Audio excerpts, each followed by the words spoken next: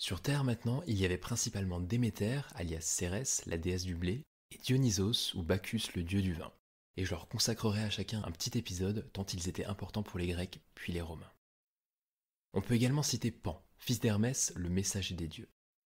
Pan était un dieu joyeux et bruyant, mi-homme mi-bouc, car il avait des cornes sur la tête et des sabots de bouc aux pieds.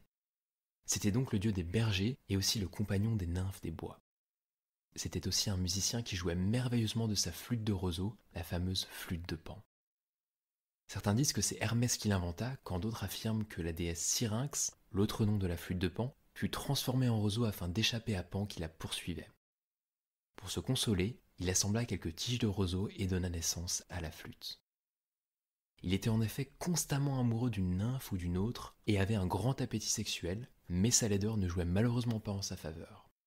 De fait, il effrayait souvent les nymphes ou encore les voyageurs égarés, et c'est de leurs cris que vient l'expression terreur-panique.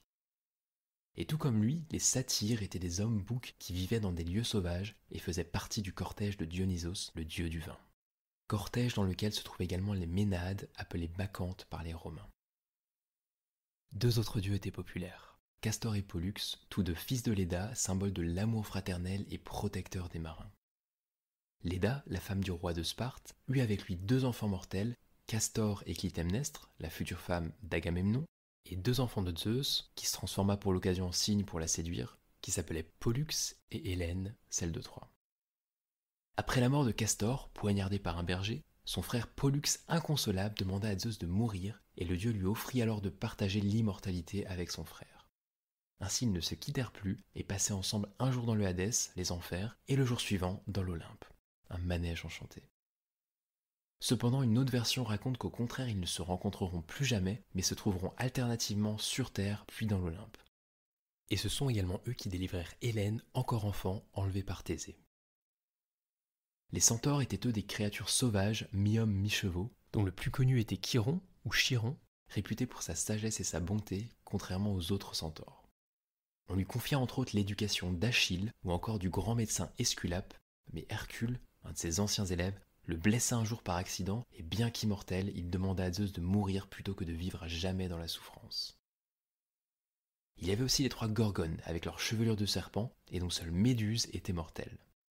Elles avaient le pouvoir de changer en pierre, c'est-à-dire de pétrifier une personne rien qu'en la regardant. D'où l'expression être médusé quand on reste stupéfait. Et ce sont les moires, ou les parques, qui décidaient du destin des hommes. Elles étaient trois. Une déroulait le fil de la vie, une autre attribuait à chacun sa destinée, et la dernière coupait le fil. Les dieux olympiens furent ensuite récupérés par les Romains, d'où le fait que je précise à chaque fois le nom en latin.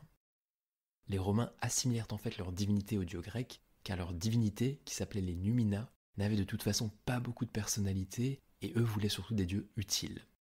Par exemple, pour protéger le foyer, ils avaient les pénates, d'où l'expression regagner ses pénates qui signifie rentrer chez soi, ou encore le dieu Priape pour garantir la fécondité.